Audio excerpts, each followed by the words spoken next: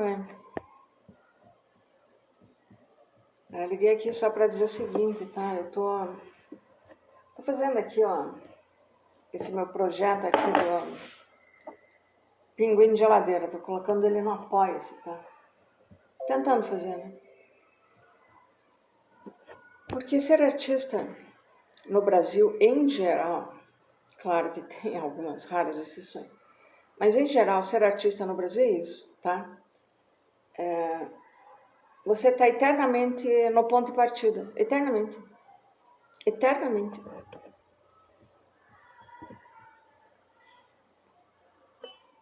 Eu sempre me senti nesse ponto de partida, aliás, é porque eu sempre estive mesmo.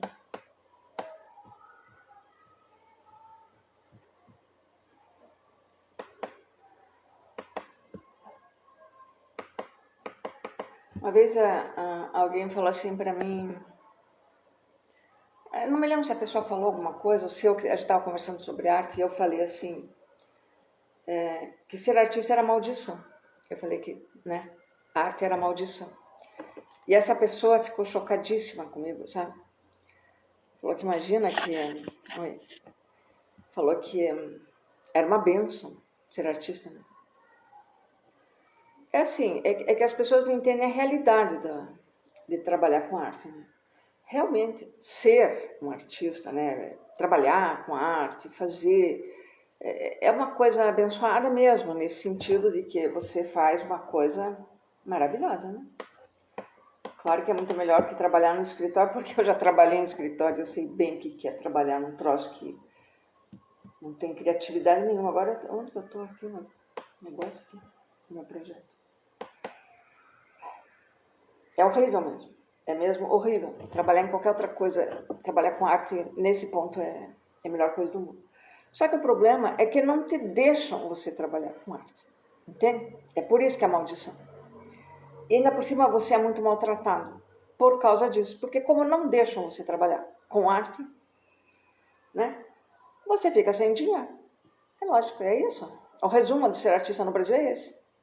Você é impedida de fazer o teu trabalho, de exercer a tua criatividade, a tua criação. Então daí você fica sem dinheiro, certo? Aí você fica sempre numa encruzilhada. Você vai ter que ganhar o tal do dinheiro. Então como que você vai ganhar esse dinheiro? Né? Essa é a encruzilhada do artista. Essa que é a maldição da vida do artista. Você precisa do dinheiro. Então, da onde que ele virá? Né? Se ele não pode vir do teu trabalho, ele virá de onde? Certo?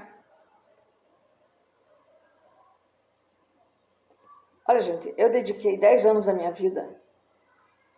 Eu considero esses anos perdidos. Agora é lógico, se você for falar com qualquer pessoa... Oi, Marcia, tudo bom? Se você for falar com qualquer pessoa, ela vai dizer, não são anos perdidos, porque a tua aposentadoria vem daí. Certo, minha aposentadoria vem daqui. Mas para mim são anos perdidos, porque foram os anos dos 53 anos, olha a idade já que começou, dos 53 anos aos 63, né? Que eu perdi, eu considero que eu perdi, apesar da minha aposentadoria vir daí, trabalhando na prefeitura, um troço que não tinha nada a ver comigo, né? Não que não tinha nada a ver, tinha. Era uma coisa muito útil para as pessoas, para a sociedade lá que eu trabalhei, que era uma escola. Mas por que o trabalho da cultura, da arte, ele não é uma coisa útil assim, também? Por que ele não é? A gente tem que se questionar sobre isso, sabe? Porque nessa época que eu entrei na prefeitura, era a época que eu estava com o grupo Sala. Eu era curadora do grupo, tá? A gente estava fazendo projetos maravilhosos, porque era um projeto de pensamento em gravura, em arte da gravura. Então, o que nós estávamos fazendo? A gente estava pegando os princípios da gravura, que seja impressão, corrosão, marca, espelharidade, todas aquelas coisas que são características da gravura, e a gente estava transformando em pensamento isso, tá? Então, nós fizemos 3 projetos baseados nisso, que foi a minha curadoria e eram meus conceitos também, e nós estávamos colocando, quer dizer, você podia trabalhar com qualquer técnica, como todos fizeram, usando esses princípios da gravura. Gente, era maravilhoso o projeto. Nós estávamos com isso, sabe? Aí falam muito da Lei Rouanet, né? A maldita Lei Rouanet que tanto falam. Então, o nosso último projeto, ali se desfez o grupo exatamente porque eu entrei na prefeitura que se desfez o grupo, entendeu? Então, o último projeto nosso era o duplo metamórfico. Era um conceito meu também. Até eu gravei, eu fiz uma gravação desse conceito, né? Ele está no meu canal. Mas, então, assim, esse projeto duplo metamórfico, ele foi aprovado para captar recursos da Lei Rouanet, né? Só que a gente não conseguiu captar. É claro, a gente sabe, todo mundo sabia que não ia conseguir captar da Lei Rouanet. E ele tinha que ser pela Lei Rouanet, porque se fosse lá do mecenato, também eu não sei por que não podia ser pelo mecenato, mas eu calculo que seria o valor, talvez eu não me lembro o que era, mas não deu.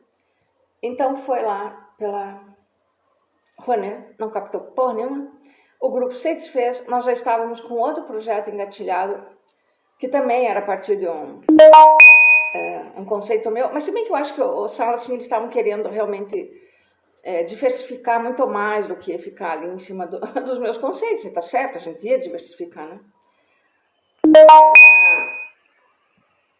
Arte material, mas tudo a partir desses princípios da gravura, entendeu? Esse projeto, eu não me lembro se ele foi aprovado, se ele não foi, eu sei que eu tenho ele aí, também ele não saiu, tá? Aí teve os 3 primeiros que nós fizemos, que foram o Fluxo 1, Fluxo 2, que eles tinham outros títulos lá, eu tenho tudo anotado, mas eu não consigo lembrar de cabeça, porque era imagem, subimagem, resíduo, alguma coisa assim. Um foi o primeiro deles foi no Palacete dos Leões, lá, né? 2007. O segundo foi no Andersen, que aconteceu, 2008, se não me engano. E o terceiro, então, foi o Espelho Dupla, lá no Solar do Barão. Esse foi muito bacana. Esse daí foi o projeto de lei. Esse projeto foi de lei e ele tinha, então, palestra, tinha exposições, tinha as oficinas, né? Foi um projeto muito legal, gente, sabe? Foi um momento muito bom da minha carreira, acho que de todo mundo ali. Só que eles ainda puderam continuar, né? E eu tive que interromper, porque foi bem nessa época, tá? Quando passou esse projeto, foi em 2010 mesmo.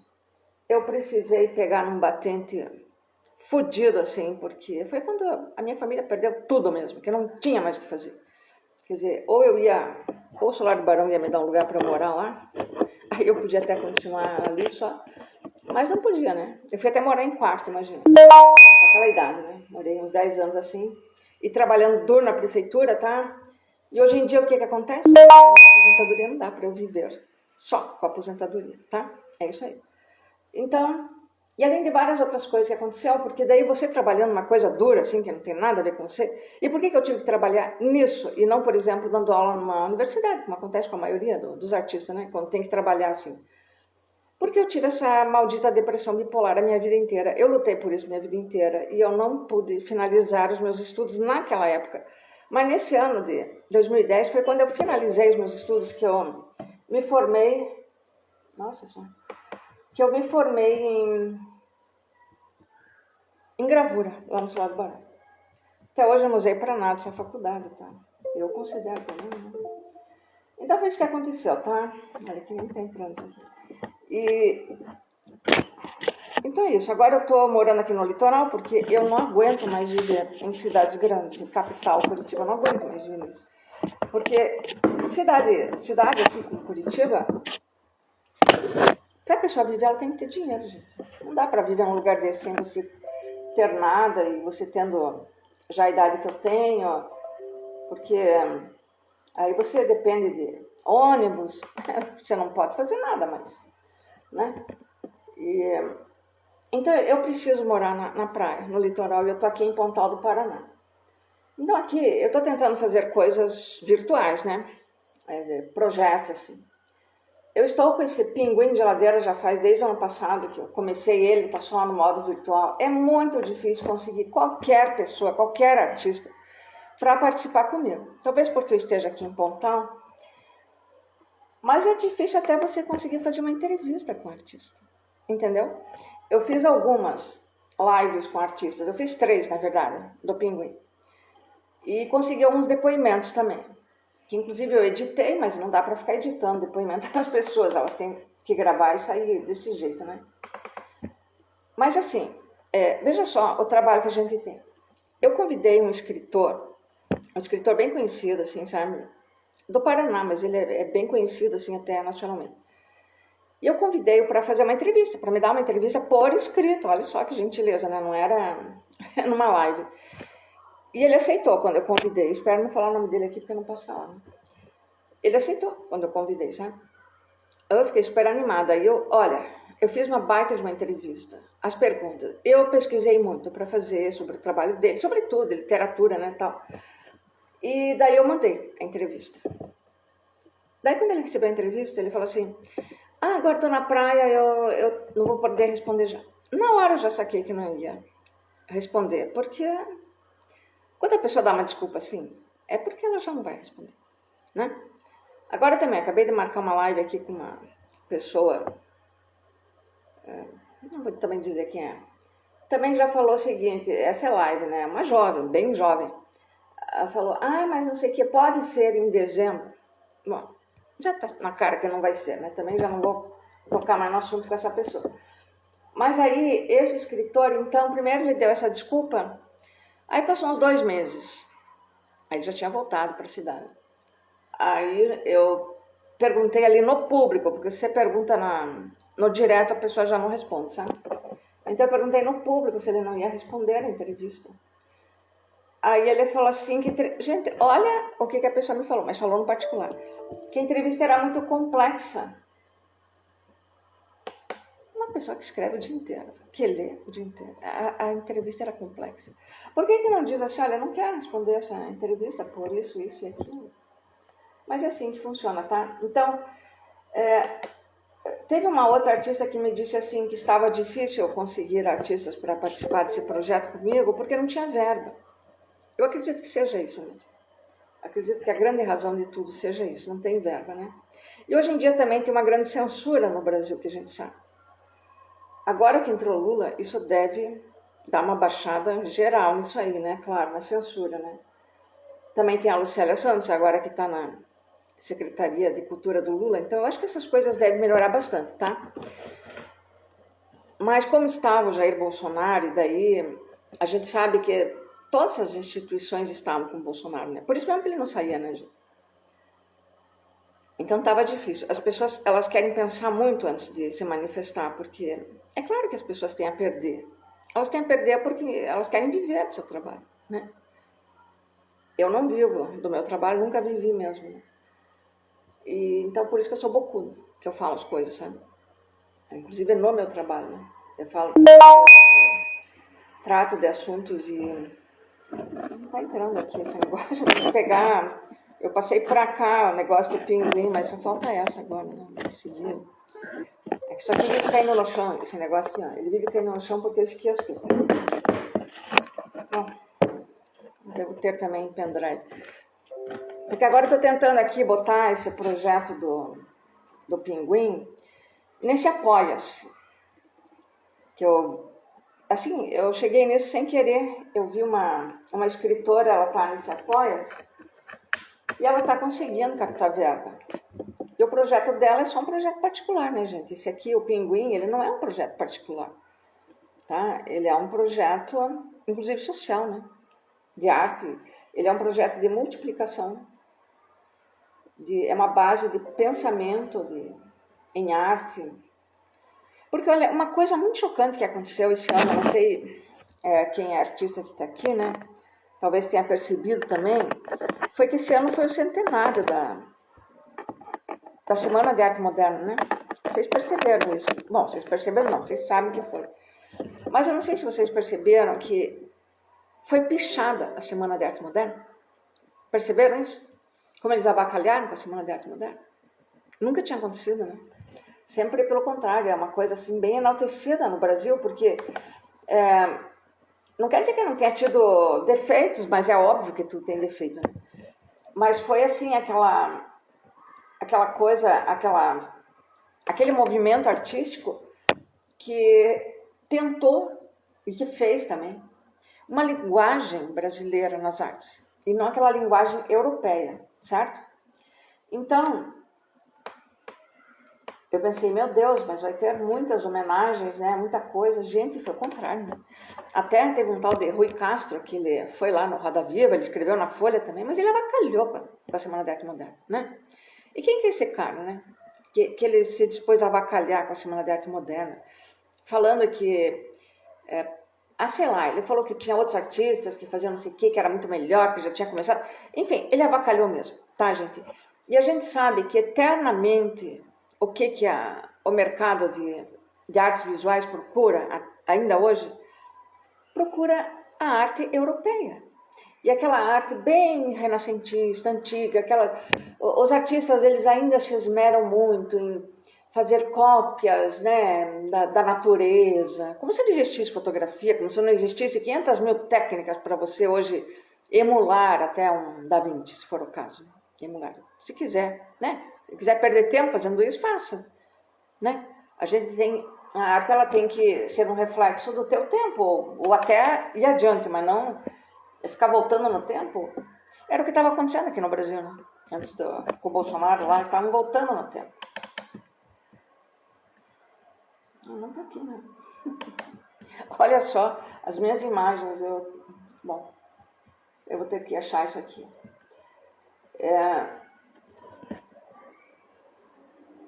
Então, é uma avacalhação geral, tá, gente? Aqui no Paraná teve esse problema aí todo da Belas Artes. Eu vou falar aqui porque não falar, já que estou falando mesmo, né, do problema das artes. Teve esse problema todo aí do tal do mapeamento, né, que vários artistas se sentiram desrespeitados, essa que é a verdade, porque não faziam parte do mapeamento, porque olha o nome do projeto, Mapeamento das Artes Visuais, de Curitiba, do Paraná, não sei. Como que um projeto tem um nome desse, mapeamento, e não vai trazer todos os artistas que tenham importância, que estejam atuando ou que atuaram? Meu Deus, gente, o mapeamento é mapeamento, né? É como se mapear uma cidade, né? Você vai deixar ruas de fora da cidade. Aqui em Pontal deixaram. A minha rua aqui está de fora do mapeamento da cidade e é por isso que eu não passo correio aqui. Eu fiquei sabendo lá no correio. Sabe? Então é por aí. Aí esse projeto tinha que ter um outro nome. É claro que tinha que ter outro nome. Mas não tem, né? E é da Belas Artes. Belas Artes, academia. Claro que as pessoas têm que se sentir chocadas com um troço desse, né? Nos dias atuais, eu vou dizer uma coisa para vocês. Não existe mais um núcleo. Aliás, graças a Deus, né, gente? Não existe mais um núcleo de pensamento, de linguagem. Não é mais, tem que seguir essa linha, tem que estar nesse movimento, tem que não sei o quê, tem que estar nesse lugar, tem que ser reconhecido pela academia, tem que aquilo. Essas coisas não existem mais, gente. O mundo, e o Brasil também, ele virou uma coisa de nichos. A própria música brasileira, né? A gente viu agora que faleceu antes de ontem, né? A Gal Costa. Então, aí eu estava até lendo sobre a Gal Costa, porque desde você quer lembrar coisas e saber mais coisas, né? Não era assim, claro, eu sempre concordei com todo mundo, né? Que a Gal era cantora de gogó aqui do Brasil e ela cantava coisas muito boas de vários compositores e tudo, né? Mas assim não era a cantora que eu preferia, tá? Eu preferia sempre muito mais Elis Regina, Maria Bethânia, outras cantoras. Mas enfim. Mas então a gente chega naquela época lá e você vê que era aquele núcleo, que era os artistas, os músicos, né? E hoje não é mais mesmo, né? Não estou só falando de músicas mais comerciais, mas de o rap, né? Por exemplo, hip hop. Eu até entrevistei o Crônica Mendes, né? Foi um dos meus entrevistados aqui, que ele é um rapper.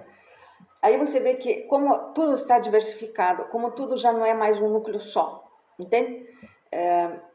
Tem diversos. Então, por isso que essa coisa que a Belas Artes fez, de repente, ela é chocante, né? Porque ela se pretende ser um mapeamento, ela se pretende ser uma detentora assim, da verdade do que acontece nas artes visuais, só de Curitiba, né?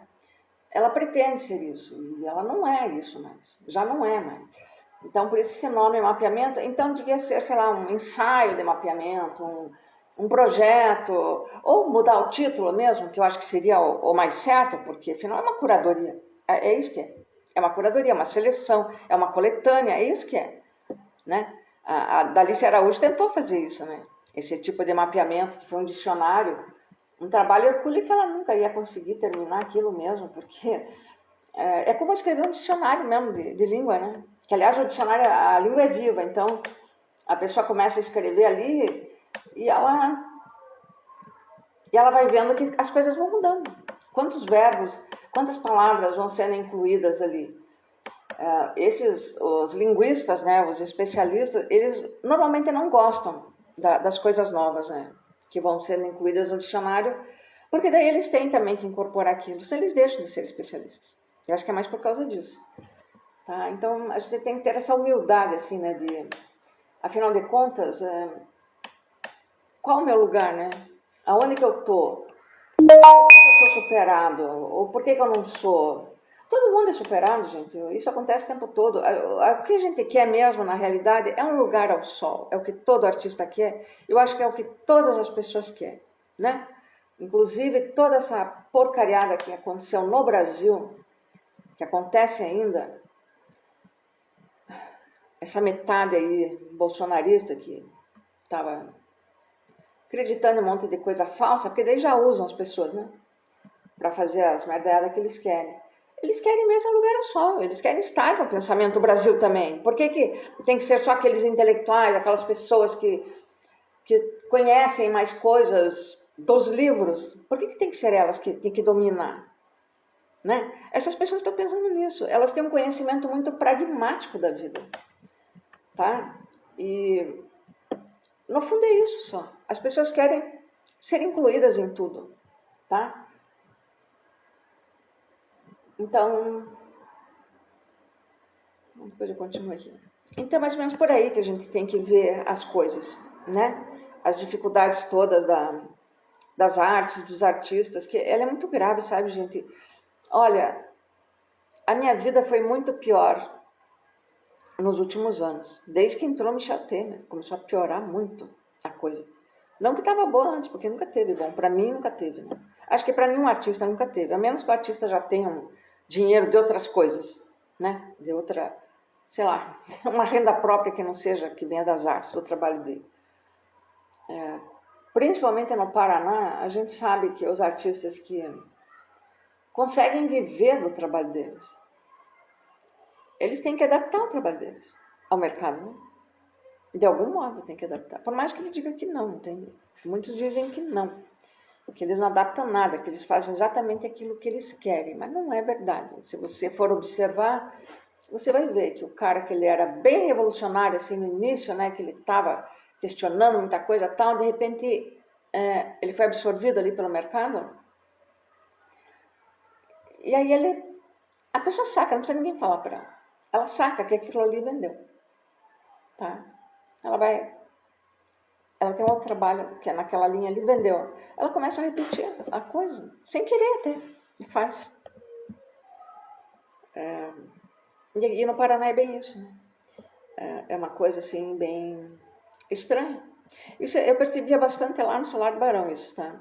Esse fenômeno. Então a gente ficava lá e discutia a gravura, e falava, não sei o que, cada um fazendo o seu estilo, e procurando linguagens e tal. Mas quando chegava na hora de presentear alguém com uma gravura, não precisa nem dizer o nome, né, gente? A gente sabe a gravura de quem que as pessoas compravam e presenteavam, né? É por aí. Então,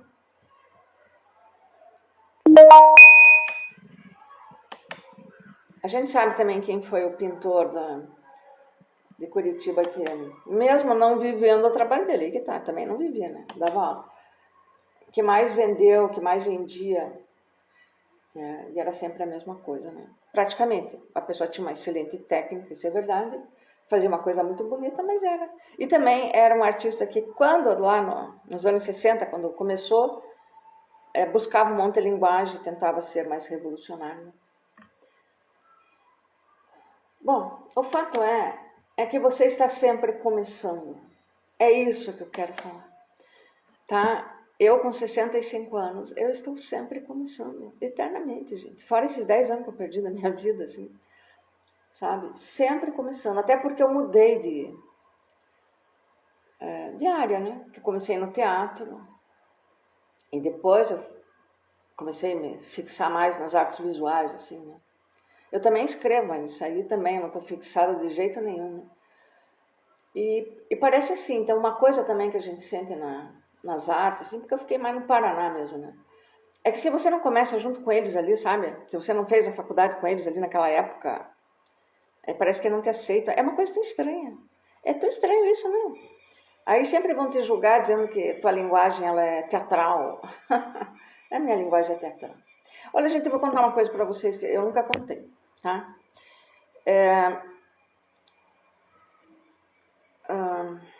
Eu vou contar, sim. Foi em que ano que foi isso?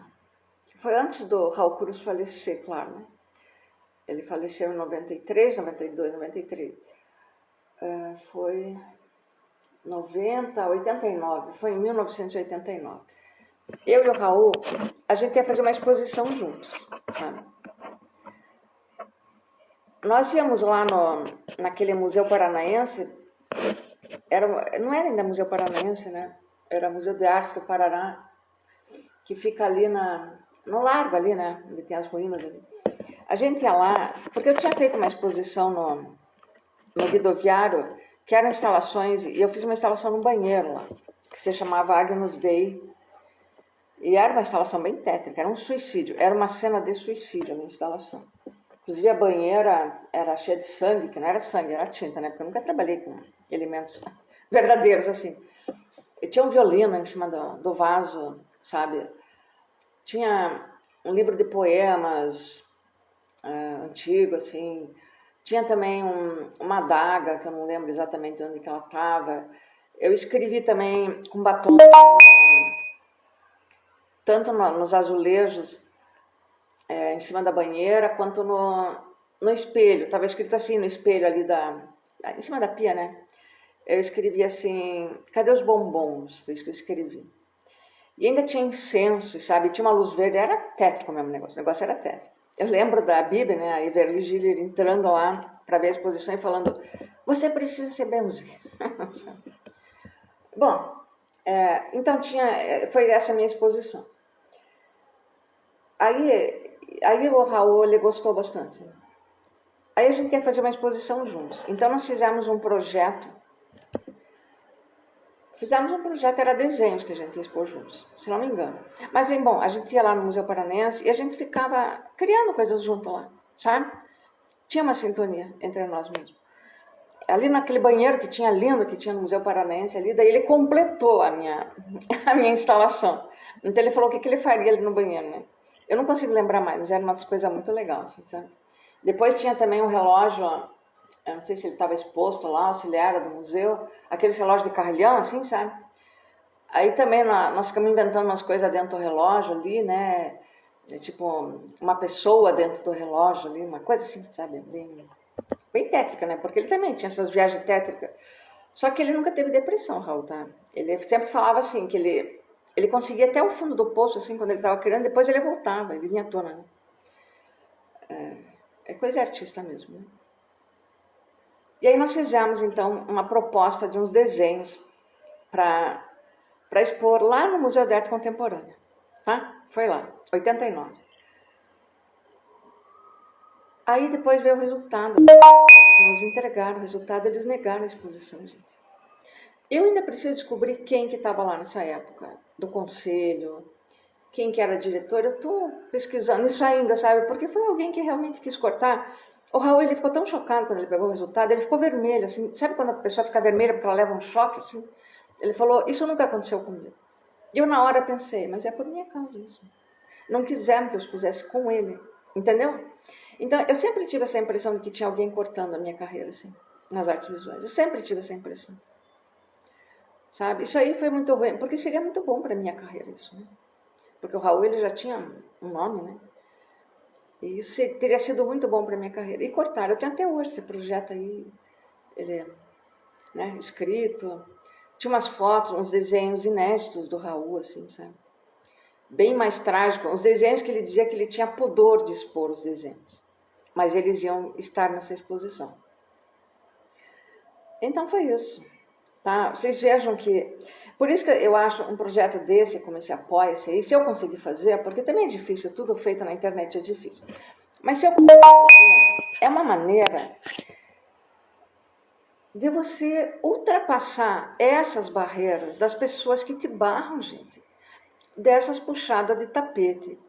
Porque além da puxada de tapete governamental, que como a gente passou agora nesses 4 anos, essa foi uma grande puxada de tapete, né?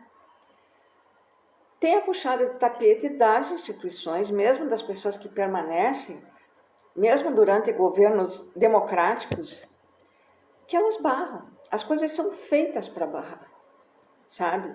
Outra coisa que foi feita para barrar muitos artistas foi aquela bolsa produção, tá? Do Solar Banco. Aquilo lá era tudo cartas marcadas, gente. Era pessoas que... Aquela pessoa que era responsável, que a gente sabe quem que era, ela barrou alguns projetos. Ela barrou o meu projeto, barrou de uma outra artista lá do Solar também. E da forma mais grotesca, porque tinha toda...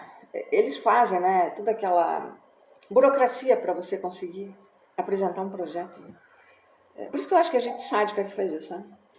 Aí fizemos, né, tanto ela quanto eu, cada uma eram projetos separados, fizemos tudo direitinho. Daí quando eu recebi de volta o projeto, que ele não tinha nem passado por análise o projeto, sabe por quê? Porque disse que faltava isso, faltava aquilo, tal documento, e não faltava, gente, sabe? Aí conferi na pasta, não faltava nada. E essa pessoa que era a curadora principal dessa Bolsa Produção, ela tinha sido muito minha amiga por 2 anos. E eu não sei porquê. Hoje eu penso assim, não, ela queria que eu ficasse ali no ateliê no lugar dela, porque depois ela virou diretora do Solar. Então eu imagino que era isso. Ela ficou ali me ensinando o tempo todo sobre o linóleo, né, para eu ficar ministrando ali as oficinas, não como contratada do Solar. Eu adoraria ser uma contratada, ainda mais quando eu entrei na prefeitura, né? Ter essa transferência para o Solar do Barão, eu não teria... Eu acho que eu nunca teria me aposentado, sabe, gente? Eu nunca teria ficado doente, em primeiro lugar, né? Eu ficaria lá. Isso foi outra coisa muito barrada para mim, foi essa minha transferência para Fundação Cultural quando eu estava na prefeitura, tá? E que não tinha nada a ver, né? Tinha até uma diretora lá, que ela estava precisando de alguém para trabalhar com ela lá. E quando eu fui falar com ela lá, ela me deixou falar, e daí ela falou, não preciso. E era tudo mentira, tá? Então, assim, eu estou contando essas coisas por quê? Porque os artistas, eles são muito barrados, seja por que motivo for. Eu já vi outros artistas serem barrados em várias coisas dele. Porque uma pessoa não gostava, não ia com a cara dele. Às vezes o artista, ele era gay, sabe? Aí era um cara que era todo metido a machão, que não gostava de gay. Então começava a cortar. Aí você vai ver a vida desse artista hoje, você vê que a vida dele é totalmente diferente, gente. Quer dizer, aquela barração que fizeram com ele, aquilo fez muito efeito na vida dele. Aquilo prejudicou muito essa pessoa, sabe? Então é por aí que eu estou querendo falar, tá?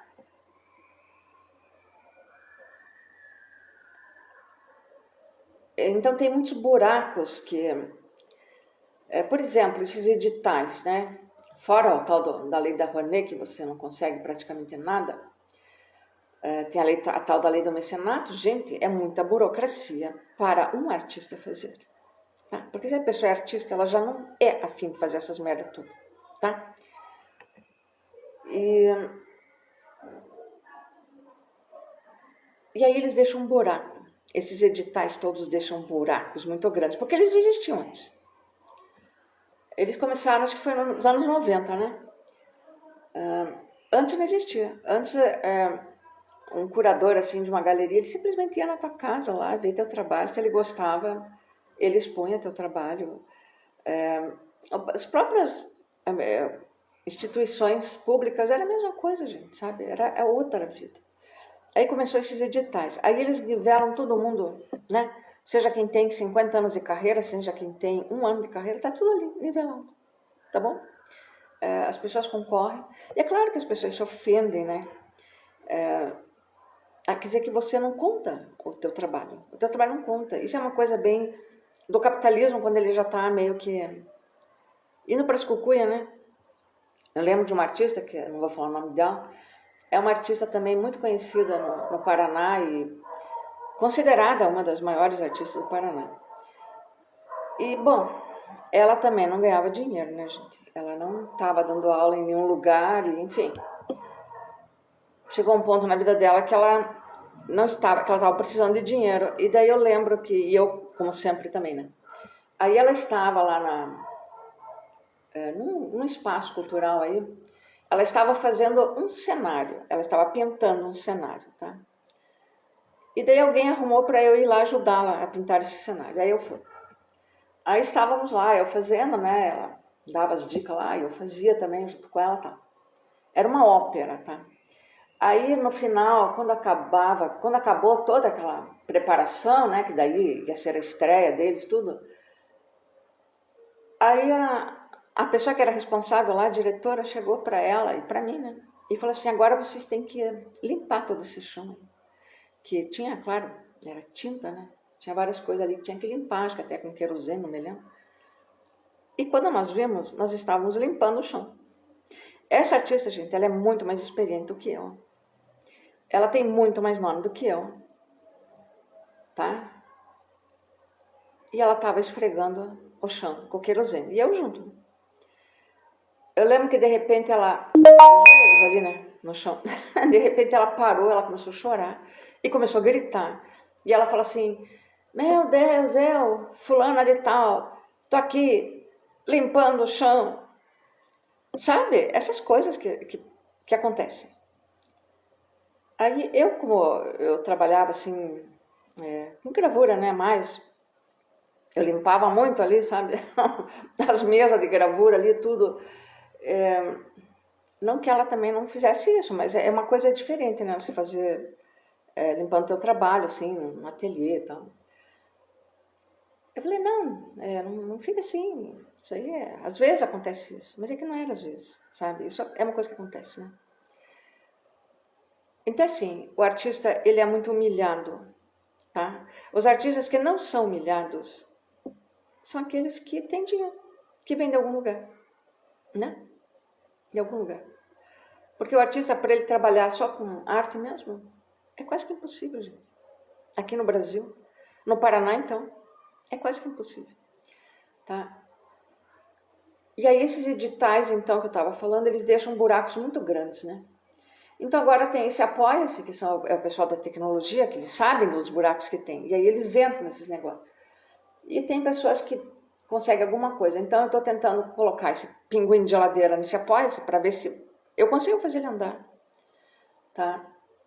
É isso que eu estou tentando fazer.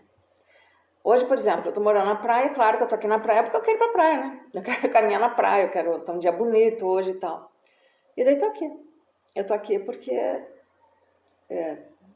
se eu ficar lá na praia, quando eu voltar para casa de noite, eu estou cansada, eu não consigo fazer nada. Então, eu quero dizer o seguinte, tá? Eu estou com 65 anos e eu estou começando de volta. É isso, eu estou eternamente recomeçando, tá? É um recomeço eterno e sempre foi assim, desde o início da minha vida dentro da arte, que minha vida sempre foi dentro da arte, né? Hoje em dia eu tenho... Oi, Mônica. Hoje em dia eu tenho assim... É o João Moura ali. Oi, João. Hoje em dia eu tenho assim... agora eu esqueci o que eu estava falando. O problema de ter idade também é isso, a gente esquece, tá? Não, é aquela história assim, né? Daí você não tem o tal do dinheiro. Porque aí todo mundo te explora, né? Onde você for trabalhar, seja o trabalho que for, porque se você vai trabalhar num troço que não tem nada a ver com arte, você pensa, bom, pelo menos eu estou aqui, não vai mais me acontecer um monte de desgraça que acontecia quando eu estava só trabalhando com arte, né? Mas isso é um engano, porque daí quando você começa a trabalhar, daí muda governo, daí não sei o quê, aí o teu salário, ele congela. Na prefeitura, os salários ficaram congelados 3 anos, gente. E é tudo na marra, sabe? Eles botam... quando o Greca, que foi o Greca, né? Que ele resolveu congelar os salários da prefeitura, congelar e acabar com um monte de coisa lá, foi tudo feito lá na Ópera de Arame, que era um local difícil para as pessoas simplesmente acessarem, invadirem, né? E tinha tanto policial, gente, aqueles policiais com moto, mas era mais de 1000 policiais que tinha lá, para bater nas pessoas. Igual aconteceu lá no estado, né?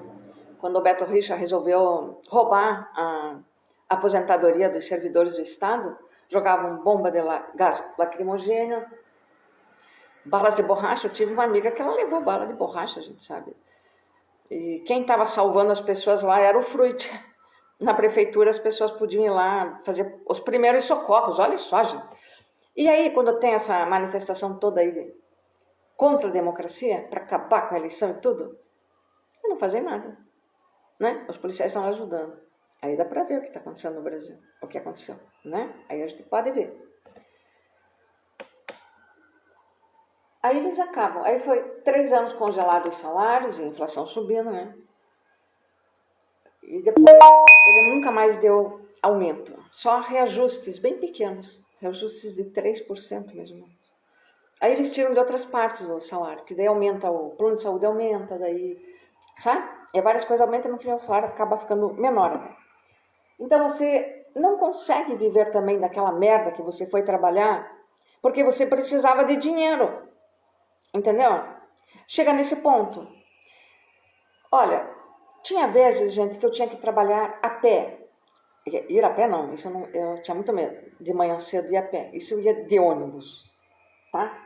Mas quantas vezes eu voltei a pé do trabalho, atravessando a cidade para chegar na minha casa. Gente, chegava até com dor no peito. Porque eu estava pagando para trabalhar. Chegar nesse ponto, você paga para trabalhar. Agora, hoje eu estou aqui, mas vocês acham que eu posso... A minha estrutura que eu vivo, vocês acham que eu posso bancá-la sozinha? Não. A minha filha está me ajudando. Enquanto ela quiser. Porque a hora que ela não quiser mais, ela não vai me ajudar mais. E eu vou dizer o que para ela? Não, mas vai ter que me ajudar. Aí ela vai dizer, bom, então eu vou decidir a tua vida, onde você vai morar, o que vai acontecer com você. Provavelmente ela vai querer me mandar de volta para Curitiba, lógico. Porque meus médicos estão lá em Curitiba, né? Ou coisa pior até, né? Porque daí eu tenho um laudo, né, gente? Então, eu tenho que pensar nisso também.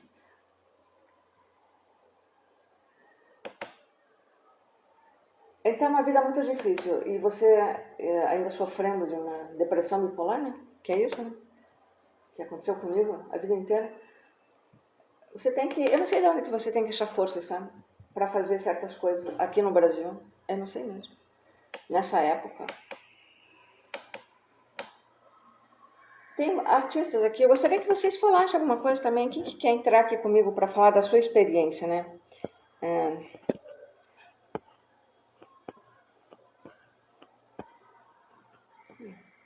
Então, vou dizer aqui. Se alguém quiser entrar aqui, tá, para falar, ou mesmo escrever alguma coisa aí, que daí fazer alguma pergunta, qualquer coisa assim, daí a gente conversa aqui. Né? Seria tão interessante. Se alguém quiser dar uma sugestão também, seria interessante também.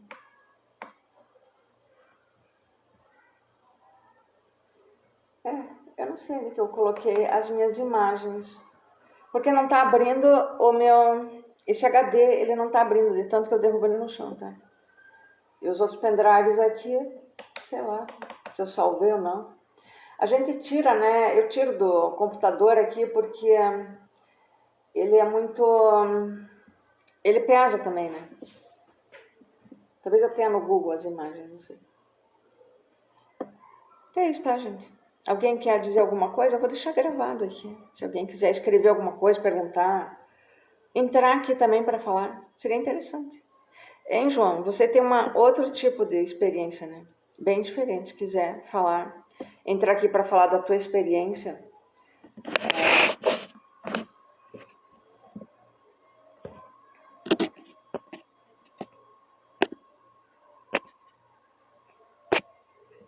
Então tá bom. Então, eu vou desligar aqui porque eu tenho que ver esse projeto, afinal eu fiquei em casa para fazer isso, né? Tá? Vocês viram que eu sou fofoqueira? Como eu falo um monte de merda. É isso aí, gente. Se é bipolar, é isso. A gente fala merda. Tá? Mas é isso aí. Mas não é nenhuma mentira, né? Só falei verdade, tá? Beijos para todos, então. Tchau.